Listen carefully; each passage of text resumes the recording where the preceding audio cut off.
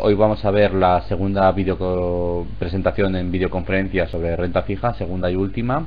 Entonces, inicialmente vamos a ver la presentación y las materias que quiero clarificar en este tema, y al final haré algunos comentarios sobre algunos de los ejercicios que han representado algún problema para algunos alumnos, y bueno, para intentar clarificarlos un poco y ver que quede todo bien orientado. Así que vamos a ir comentando la presentación de renta fija. Como ya básicamente habéis acabado el temario y más, es simplemente repasar los conceptos fundamentales de lo que ya hemos visto y hacer comentarios un poco de ejemplos que os puedan ayudar a entender el temario. Supongo que se me oye bien.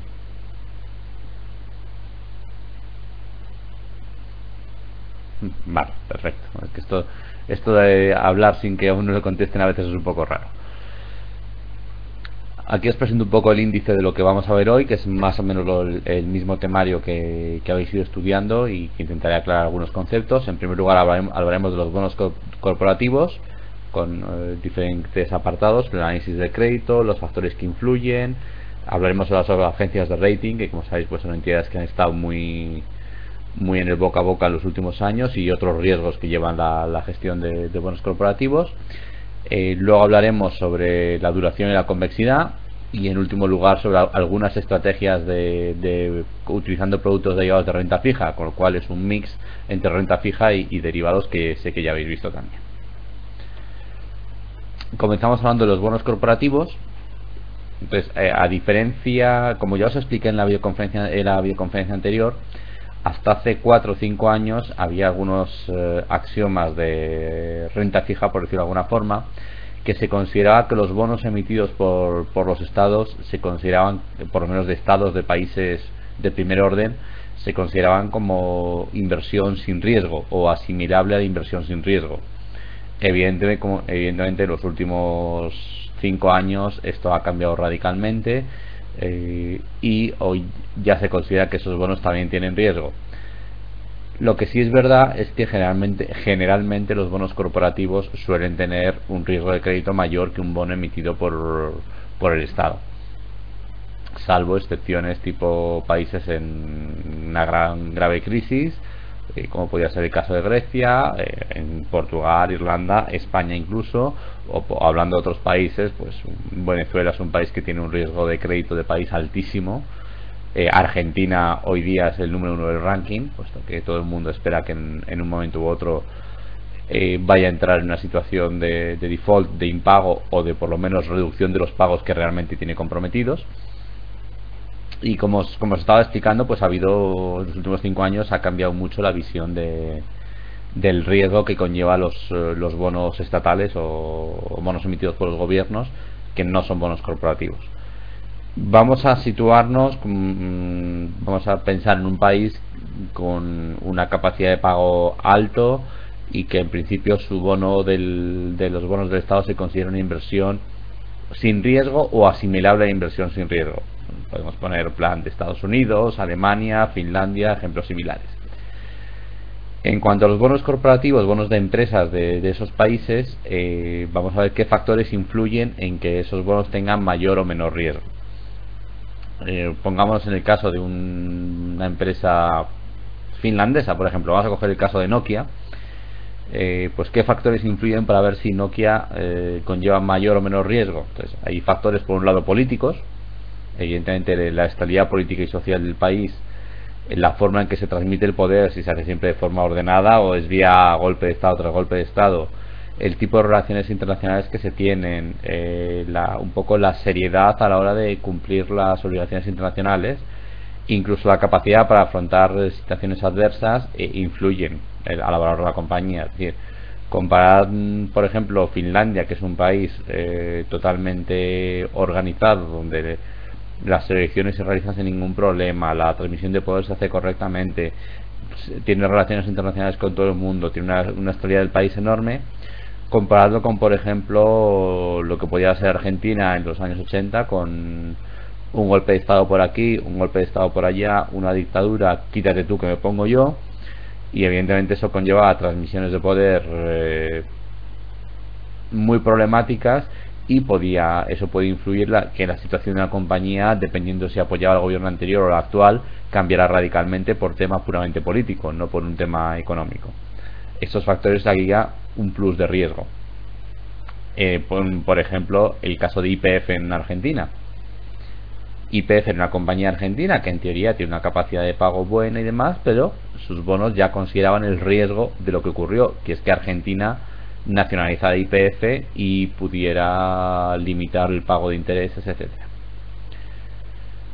Otros factores que también influyen en la valoración de los bonos del Estado, los bonos emitidos por los gobiernos, pero también en los bonos de las compañías radicadas en el país, son los ratios un poco de economía dentro de análisis económico del propio país, por ejemplo la deuda externa, el nivel de deuda externa que tiene, etcétera, su relación del ratio entre la deuda externa y el Producto Interior Bruto, es decir, oye, qué deuda externa tiene y qué representa eso en cuanto a lo que produce anualmente, su balanza de pagos. Recuerdo que hay algunos conceptos que entran en balanza de pagos que no entran en el PIB, etcétera. Otros tipos de factores económicos, por ejemplo, pues la calidad y el coste de absorción de recursos, que no es lo mismo trabajar en un país donde los recursos económicos los recursos, dependiendo del tipo de empresa, recursos económicos o recursos minerales o de materias primas son de fácil acceso o no lo son. Una empresa que, por ejemplo, trabaje en España y tenga el gas natural como algo elemental básico para su trabajo, si España dependiera única y exclusivamente del gas que importa de Argelia y en Argelia estallara una revolución, pues evidentemente eso implica un riesgo añadido para esa compañía. Y aquí estamos mezclando factores políticos con factores económicos, porque podría quedarse desabastecido de gas natural incluso aunque tuviera capacidad de pago. Otro ejemplo sería la capacidad de producción y distribución sectorial, la tecnología del país, el volumen y la composición de la cartera de apellidos de la empresa y las relaciones entre importaciones y exportaciones. Una compañía que sea monoproducto, que solo dedica a un producto o a una línea de producción, evidentemente está expuesta a que cualquier innovación o nuevos competidores en ese producto le pueda realizar un gran daño. Dependiendo cómo esté la distribución dentro del sector, pues puede ser más problemático o mayor posibilidad de que esto ocurra. Imaginaos, por ejemplo, una empresa que en España imaginaos que Repsol se dedica exclusivamente a distribuir gasolina en España. Si de repente empiezan a entrar cadenas de gasolineras de bajo coste, como está ocurriendo últimamente, pues si Repsol se dedicara única y exclusivamente a vender gasolina, evidentemente que estaría afectado por la introducción de nuevos competidores al tener una única línea de producto, que como tiene muchas más, pues bueno, el riesgo es menor. La tecnología que se use, como os comentaba, pues es también importante, porque si no se utiliza tecnología anticuada, nuestros costes probablemente sean más altos. Entonces, si entra un competidor con tecnología más moderna, posiblemente nos pueda dejar fuera de mercado, y eso afectará luego a nuestra capacidad de pago. Lo mismo, la cartera de pedidos que tenga de clientes es una forma de ver qué posibles ingresos tengo más o menos asegurados a medio plazo, y esos ingresos son los que van a permitir pagar los intereses e incluso el nominal de los bonos que haya emitido cuando venzan. Y lo mismo la relación entre la importación y exportación, tanto de la propia empresa como del país.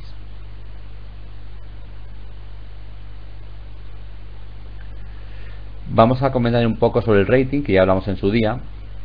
Os recuerdo que el rating es una opinión independiente, si queréis os dejo ponerlo independiente entre comillas, sobre la capacidad de pago de un emisor respecto a una emisión determinada. Es decir, el rating que emiten las agencias Standard & Poor's, Moody's, Fitch, etcétera, realmente se corresponden a una emisión determinada y importante, dicen la capacidad de pago, no quieren decir si ese bono es seguro o no, simplemente la capacidad de pago que tiene el emisor. Os recordad el ejemplo que, por ejemplo, Standard & Poor's podría dar AAA a un bono que solo te pague si nieva en agosto en Almería. Si el emisor de ese bono es una entidad con buena capacidad de pago, la calificación sería triple A. Si tiene capacidad de pago, otra cosa es que digas, oye, este bono no me van a tener que pagar en la vida porque en Almería en agosto no va a nevar. Y eso es algo que no en la parte profesional, pero sobre todo en el mundo particular, esa pequeña materialización, pequeña pero importante materialización, mucha gente se olvida. Es decir, no te están diciendo si la inversión es segura o no, simplemente que el que emite el bono es capaz de pagar. Otra cosa es que le toque pagar o no. Y eso os recuerdo que es importante. Lo que sí es verdad, sobre todo a niveles de rating sobre estados, como los estados hacen emisiones de renta, emisiones de bonos y letras de forma recurrente, al final Standard & Poor's va calificando todas las emisiones y evidentemente la emisión de un bono a 10 años hoy y la emisión del bono del Estado español emitido hace un mes, la calificación va a ser la misma para las dos. Por eso muchas veces se oye hablar de el rating de España a largo plazo es tanto o el rating a corto plazo es tanto. La realidad es que el rating es de cada emisión, pero sí es que para las emisiones de estados que se realizan de forma recurrente y muchas veces cada mes o como mucho cada 2 meses, pues evidentemente entre la emisión de hace un mes o 2 meses y la de hoy el rating va a ser el mismo.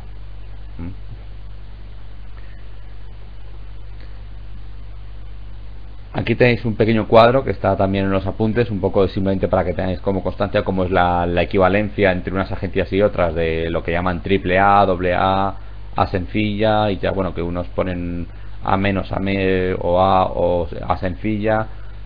Simplemente esto, aunque tengáis un cuadro, siempre lo podéis hacer a través de internet. Yo la verdad que no me lo sé de memoria y no pretendo sabérmelo nunca. Una pequeña cosa que se me ha olvidado comentar, creo que ya lo dije en su día, pero bueno, por eso os he dicho que la opinión independiente sobre el rating, que la opinión independiente que podéis, os dejaba colocado entre comillas, porque al final el que paga el rating es el emisor del bono. Por tanto, ahí se ha podido discutir un poco la independencia de las entidades que dan el rating, cuando el que te paga es el que está interesado en que tu opinión sea buena. Es básicamente lo mismo que ocurre con las auditorías, es decir, la auditoría la paga la entidad que es auditada. Evidentemente no va a querer que le den una mala opinión. Entonces, con el rating pasa exactamente lo mismo. Ocurre que las entidades auditoras están sujetas a una responsabilidad por su actuación, por posibles errores de su actuación, y en las agencias de rating es mucho más difuso. Vamos a hablar sobre todo de las ventajas del rating, tanto para los emisores como para los clientes y para el mercado en sí. Ventajas para los emisores: favorece el acceso al mercado, puesto que ahí va a haber mucha gente que se va a fiar de las opiniones por lo menos inicialmente, de esas agencias, es decir, de rating. Si le han dado una opinión buena y consideran que es una buena emisión, pues a lo mejor me la planteo para mi inversión. Si directamente me dicen que la opinión sobre esa emisión es mala sobre la capacidad de pago del emisor, hay muchos inversores que directamente le van a quitar de su radar de posibles inversiones. También da aceptación para emisores poco conocidos, es decir, hay entidades que no son muy conocidas, pues porque a lo mejor son empresas que no trabajan para el consumidor final, sino para otras empresas, y que entonces con respecto a su tamaño o la seguridad que representan son poco conocidas, y el rating pues puede ser un apoyo. Es decir, quizás General Electric es una empresa enorme a nivel mundial, pero como sus productos muchos van con otro nombre, no con nombre General Electric, pues son menos conocidos de lo que deberían ser para el mundo financiero, o no el mundo financiero, el mundo de la calle. Otro ejemplo podría ser Inditex. Quizás en España sí es conocido que Inditex es la propietaria de las marcas de Zara, etcétera, pero a lo mejor en el extranjero uno oye hablar de Inditex y no asocia qué es, mientras que si le hablas de Zara y que de sus marcas, sí va a conocer el negocio. Entonces, el que Inditex tuviera un rating para sus emisiones, que no las hace, pero bueno, si las hiciera, favorecería. El que haya un rating también implica que hay más gente mirando esos productos, esas posibles emisiones, y entonces hay más información para formación de precios. El precio al final es demanda y oferta. Entonces, si una emisión tiene rating, hay posibilidad de que haya más demandas, más ofertas y más negociación sobre ese título. y por tanto sea más líquido y las horquillas de precio entre demanda y oferta sean más pequeñas, las diferencias entre demanda y oferta, y haya más volumen al que puedas acceder a esos precios. El que una empresa tenga rating evidentemente da una mejor imagen corporativa si el rating es bueno, decir, oye, esta empresa tiene un rating bueno, parece una empresa solvente, puede funcionar bien y puede ayudar a facilitar a realizar otras operaciones. Y como os comentaba en el ejemplo de Inditex, permite la afluencia de inversión no residente, es decir, extranjeros que quieran invertir en España, por ejemplo, y en un país, a lo mejor España lo pueden conocer, pero si imagínate vais a invertir a un país africano del que no conocéis nada, pero tenéis que invertir allí por el motivo que sea, pues el rating puede ser una ayuda para empezar a discriminar entre las posibles inversiones, un primer filtro al menos de cuáles sí y cuáles no. Esto en cuanto a ventajas para los emisores. Para los inversores, las agencias de rating realizan un análisis de las emisiones y de los emisores, por tanto puede complementar o incluso sustituir el análisis propio que pueda realizar un inversor. Los grandes inversores, las grandes compañías de inversión tienen su departamento de análisis, pero muchas veces sí se basan como punto de partida en el análisis que realizan las agencias de rating, aunque luego lo complementen por su lado. Para un inversor particular que no tiene esa capacidad de análisis, evidentemente le aporta una información añadida que es útil. No quiero decir que haya que fiarse a ciegas, pero sí que es útil. El rating es un criterio más de riesgo y puede ayudar para la gestión del riesgo en las carteras, es decir, una cartera que sea todo AAA, aparentemente el riesgo de contrapartida sería bajo. Otra cosa es que cada producto de AAA tenga otro riesgo en cuanto a su posible rendimiento, pero bueno, sí es verdad que es un instrumento más de ver el riesgo de ciertos productos. Permite una mayor diversificación, puesto que al haber más emisiones con rating, pues es más emisiones que van a ser líquidas, donde va a haber demanda y oferta, donde va a haber más participantes de mercado, y nos va a permitir tener acceso a productos más líquidos. Nos ayuda para invertir, como os comentaba, en otros mercados, para lo que decía antes, para inversión de no residente, en este caso como inversores en otros mercados, e incluso en otro tipo de productos que tengamos desconocido, pero que las agencias de rating pues bueno hayan podido valorar al emisor, y ya simplemente tengamos que centrarnos en valorar el producto en sí, no tanto al emisor.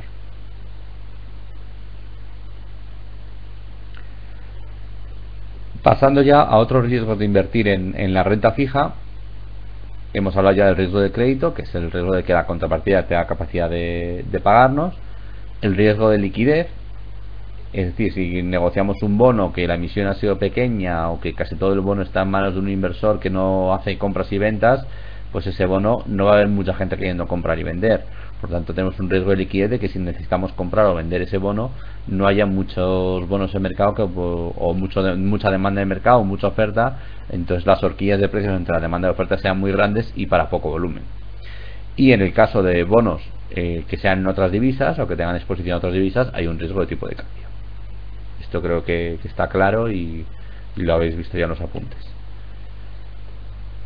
Paramos aquí un momentito. Si tenéis alguna duda o algo que queréis aclarar sobre esto que hemos visto hasta ahora, adelante.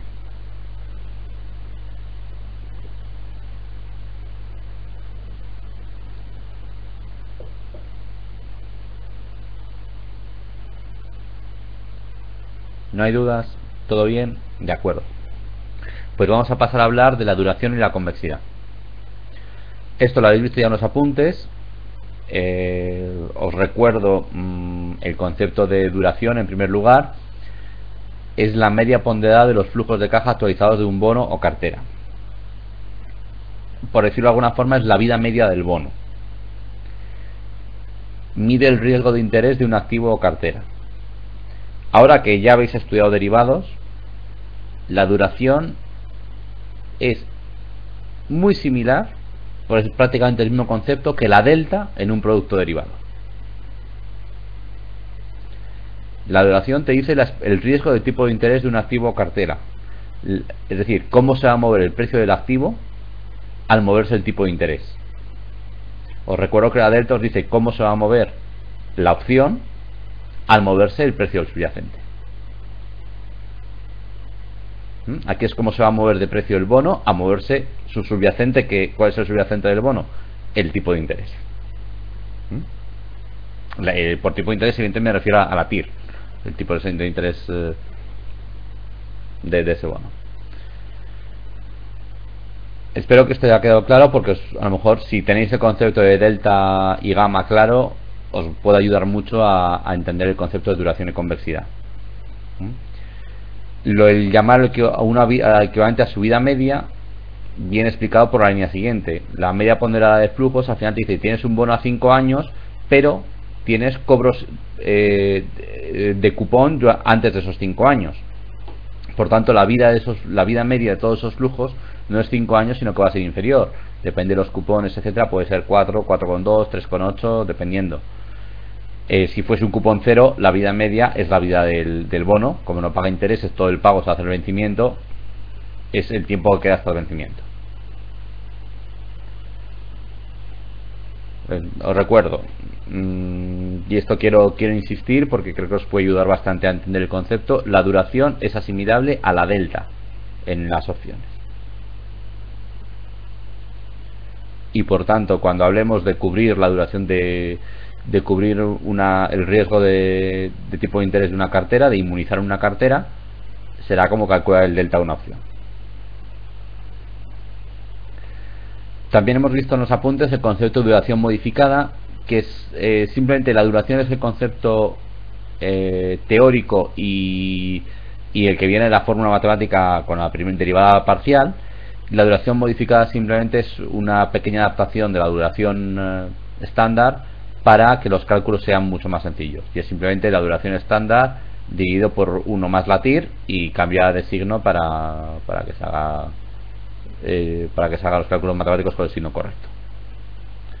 Pero simplemente, quedaros con que duración es el concepto fundamental y la duración modificada es simplemente vamos a llamarlo ajuste matemático para que luego los cálculos sean más sencillos.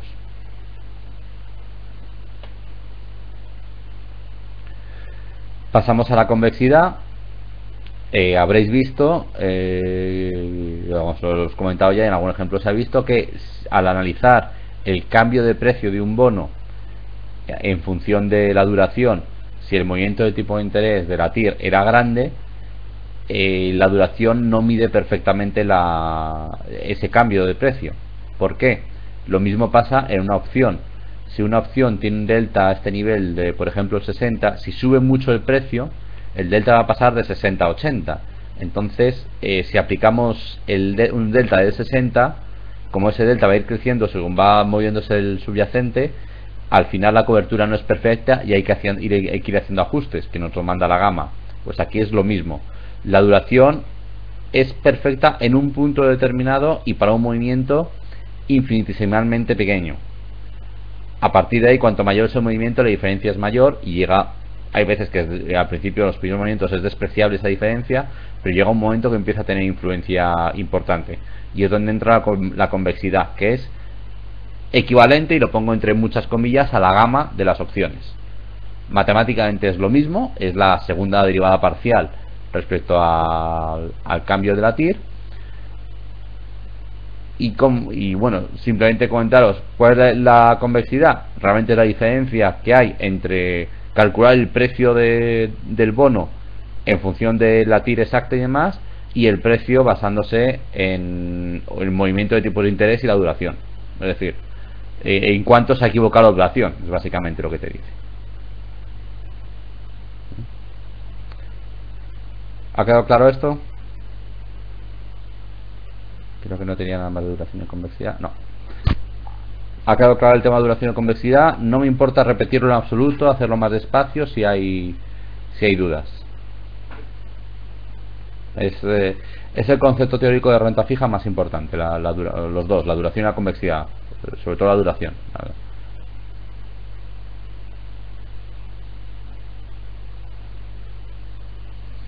Yo de verdad os recomiendo, creo que el ejemplo de compararlo con la delta y la gamma de las opciones ayuda bastante a comprender su significado, siempre y cuando la delta y la gamma se conozcan bien.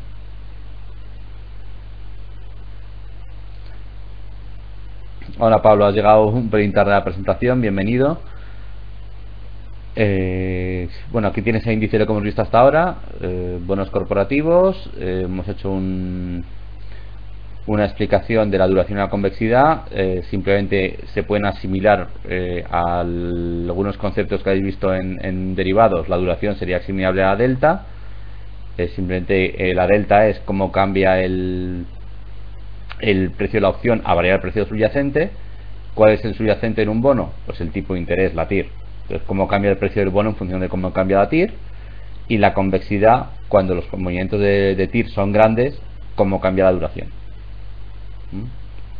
Así está haciendo resumido. Y ya pasamos al último punto, que son estrategias de derivados de renta fija. Como bueno, ya habéis visto teoría de derivados, simplemente es un poco los derivados específicos de renta fija.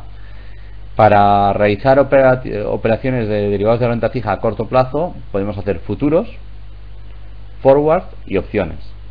A ver, ¿qué es la diferencia entre futuro y forward? Bueno, que uno está en español y otro en inglés, es una diferencia bastante importante, pero sobre todo, por futuro, uno se refiere a productos que están listados en una bolsa, y con lo cual, si tú compras o vendes el futuro, tu contrapartida es la bolsa. Es decir, si tú compras un futuro sobre el bono español a 10 años, lo haces en MEF, y tu contrapartida es la bolsa de derivados, MEF, con lo cual es un producto listado y hay muchísimos participantes en ese mercado, con lo cual tiene gran liquidez y demás. En cambio, el forward es un contrato privado en el que Pablo negocia con Eduardo un tipo de interés a un plazo de 3 meses. Claro, es un contrato privado entre ellos, con lo cual es mucho más difícil poder negociarlo posteriormente, y sobre todo porque el riesgo que tiene Pablo es que Eduardo pague o no pague, y al revés, a su vencimiento. Tu contrapartida es otra entidad directamente, no es otra entidad o otra persona, no es una bolsa. En tercer lugar, las opciones. Hay tanto, se puede hacer opciones, lo que se llama opciones listadas, que son opciones que cotizan en una bolsa de derivados, en el caso español MEF, etcétera. O puede haber opciones OTC, que son también contratos privados. Las opciones listadas serían más parecidas a los futuros, pero siendo opciones, no futuros, teniendo derecho a, no obligación de. Y las opciones OTC serían más similares a los forward en el aspecto de que hay una única contrapartida, no una bolsa. Estos son estrategias sobre todo que se utilizan para el corto plazo, porque evidentemente en las bolsas hay futuros a 3 meses, 6 meses, como máximo un año normalmente. Entonces, si quieres hacer una cobertura a más largo plazo, hay que buscar otro tipo de instrumentos. ¿Cuáles son coberturas con derivados aquí hay un error en el título, es con derivados a largo plazo, no a corto plazo, es a largo plazo, hay un error aquí. Por ejemplo, los swaps, que ya los hemos explicado. El swap más sencillo, que se llama swap plain vanilla, que llaman los ingleses, es intercambiar un interés variable por un interés fijo. Es decir, tú tienes una obligación de pago a interés variable y piensas que los tipos de interés pueden empezar a subir, y dices, oye, me voy a cambiar a un tipo fijo ahora que está bajo, antes de que suban los tipos de interés. Entonces llegas a acuerdo con otra persona y decir, oye, yo te pago los tipos de interés fijo, que creo que es lo que se va a mantener estable, y tú me pagas el interés variable porque creo que va a ir subiendo y me merece la pena. Otros posibles swaps, interés variable contra interés variable, pero evidentemente de diferente referencia. Por ejemplo, se puede hacer Euribor 3 meses contra Euribor 1 año, Euribor 3 meses contra Euribor 6 meses,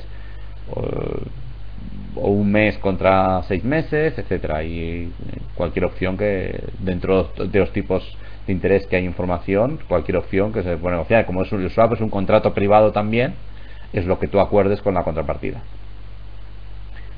También podemos hablar de opciones, como serían los caps y los floors, que se llaman caps o caplets, y floor o floorlets. Cap, que es una opción que tú compras si no te interesa que el precio de interés suba. Por ejemplo, imagínate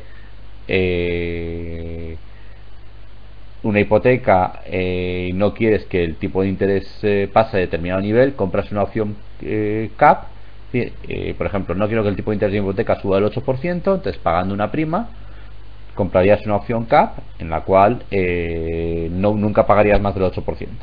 Estarías protegido a subir el tipo de interés por encima de eso. ¿Qué es un floor? Básicamente lo que habréis oído hablar por una cláusula suelo de una hipoteca. Es decir, te comprometes a no pagar nunca, en el caso de una hipoteca, un tipo de interés inferior a el nivel de ese floor. Entonces, esas cláusulas caps y floor en muchas hipotecas aparecían, lo que se llama prácticamente la cláusula suelo. En muchas hipotecas aparecían con una cláusula suelo, un floor de un 4%, pero y el cap que aparecía a lo mejor era del 12, el 14 o el 16, cuando los tipos a lo mejor estaban al 6 o al 7%. Entonces podría entenderse que era un poco desproporcionado. Yo no quiero entrar ni a valorar si los bancos lo han hecho bien o no. Lo que sí es verdad es que en España durante muchos años hemos tenido el mercado de hipotecas más barato del mundo. Es decir, yo hablaba con amigos, por ejemplo, ingleses, y decía, ¿no? En España tú consigues hipotecas a Euribor más 0,40, Euribor más 0,50, con cero comisiones, y me decían, eso es imposible. Es decir, en Inglaterra las hipotecas están Euribor más 150, Euribor más 200. ¿Por qué? Comentando un poquito el tema, pues porque en el mundo anglosajón la famosa dación en pago es algo que está recogido en la legislación, mientras que en España no. Entonces tú en un mundo anglosajón, cuando te dan la hipoteca para tu casa, tú entregando la casa te liberas del pago. Eso sí, el banco te dice, oye, yo estoy asumiendo el riesgo que en un momento determinado la casa valga menos de lo que me debes, y me como ese riesgo. Por tanto, te pido Euribor más 150, Euribor más 200, Euribor más 300. En España no ocurría eso, los bancos están más protegidos y por eso podían permitirse dar hipotecas en condiciones tan agresivas como Euribor más 35, Euribor más 40 puntos básicos, que os aseguro, vistas desde el extranjero, el comentario más suave que yo oía era: los bancos se están dando un tiro en el pie. Expresión inglesa muy típica. Pero básicamente decían que es que estaban cogiendo un riesgo enorme. Con la legislación española no era así y había que explicarlo, pero hay que tenerlo en cuenta. Entonces, mi opinión personal sobre cambiar las reglas del juego cuando ya comenzó el partido es un poco complicado. Es decir, hay muchas cosas de la legislación hipotecaria que se pueden cambiar y mejorar, pero desde luego la dación en pago de forma generalizada no es algo que sea aceptable para las hipotecas que ya están vivas. Sí, de aquí en adelante se puede negociar todo, pero para las hipotecas que ya están vivas lo veo muy muy complicado. Y en la última parte, lo que se llama swaption, otra posible estructura de cobertura que podéis pensar que puede ser un swaption, una mezcla entre un swap y una opción, con lo cual realmente es una opción a contratar un swap, tener la opción a contratar un swap. Es decir, oye, yo te pago una prima por tener la opción a entrar en un swap en el cual durante el próximo año, en el cual pueda pagarte Euribor a 6 meses y recibir un tipo fijo del 3%. Si los tipos de interés bajan, evidentemente ejecutar esa opción. Si los tipos de interés suben, no. Os dejo un momento que lo penséis. Imaginaos una operación en la cual yo recibo un tipo de interés fijo y pago tengo derecho a recibir fijo y a pagar variable. Cuando me interesa, cuando los tipos bajen, de tal forma que pague menos que el fijo que voy a recibir. Vale, pasamos ya al último punto. Comentando, esta hoja se ha colado aquí de la presentación anterior, que era el repo. Es una definición de un repo, se ha colado aquí la presentación, no sé por qué. Desde el punto de vista, bueno, no lo vamos a ver, ya lo vimos en su día. Hasta aquí hemos acabado con lo que es la presentación de hoy. ¿Alguna pregunta más? ¿Alguna otra cosa que queréis comentar?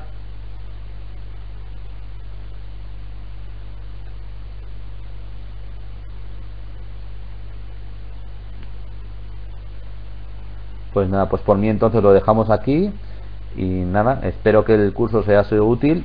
Reconozco que la renta fija Estudiarla en papel a veces es un tema un poco árido, pero bueno, espero que con las videoconferencias, la resolución de dudas y demás la quede un poquito más claro. Y nada, seguiremos en contacto, pues ya os digo, nos veremos en divisas, como tanto en divisas como en gestión de carteras. Así que nada, adelante con los últimos ejercicios que os faltan y la prueba final y nada más. ¿Mm? Un saludo para todos.